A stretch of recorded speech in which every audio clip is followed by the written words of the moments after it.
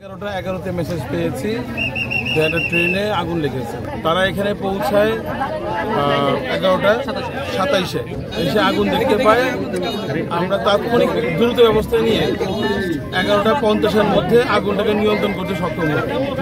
মাত্র 23 মিনিটে আমরা আগুনটাকে নিয়ন্ত্রণ করি।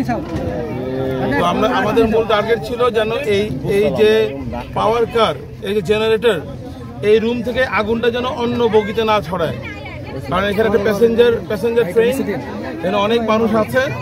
আমাদের জন্য বড় চ্যালেঞ্জই ছিল এটা যেন অন্য কোনো মানুষ কোনো হতাহত না হয়। এটা ওভারহিট ছিল, অনেক ওভারহিট ছিল। তো অনেকক্ষণ পানি মেরে আমরা 12:30 আগুনটাকে সম্পূর্ণরূপে নির্বাপন করেছি। এখন এখানে সেফ, কোনো সমস্যা নেই। কোনো হতাহতের খবর পেয়েছেন কিনা? আমরা সার্চ করেছি, আমাদের জানা মতে কোনো তথ্য এখন পর্যন্ত আমরা পাই নাই। তারপরে যদি কোনো মিসিং থাকে আমরা তথ্য নেওয়ার চেষ্টা করব, বাট আমরা সার্চ করেছি, কোনো ডেড বডি বা কোনো আহত নিহত আমরা পাই নাই। প্রাথমিকভাবে আগুনের সূত্রপাত সম্পর্কে কিছু জানতে পেরেছেন? এটা তদন্ত করে বলা যাবে। মনে হচ্ছে ইঞ্জিন ওভারহিট হতে আগুন লাগতে পারে। ইঞ্জিন তো আপনার মানে যেহেতু জেনারেটর, এটা প্রপারলি মেনটেন করা হয় কি না, মেনটেন্যান্সের একটা বিষয় থাকে। তো ওভারহিট হতে আগুন লাগতে পারে। জি, যখন চিৎকার শুরু করছে আগুন লাগছে তাকে দেখি যে পাওয়ার কারের মধ্যে আগুন জ্বলতেছে।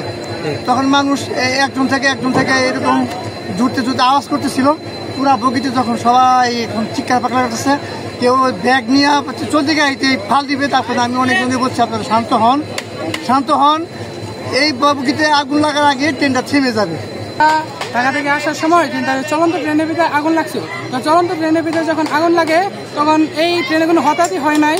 আর যখন আগুন লাগার পরে কিছু লোক লাফালাফি করার পরে ওদের পায়ে ব্যথা পাইছে কিংবা হাতে ব্যথা পাওয়া হয়েছে এবং ট্রেনের চেনটি টানা হয়েছে। ট্রেনের চেনটি টানার পরে কিছু মানুষের টাকা পয়সা এবং মালামাল ওইখানে আটকা পড়েছে এবং হাতাহাতির কোনো চিহ্ন নেই।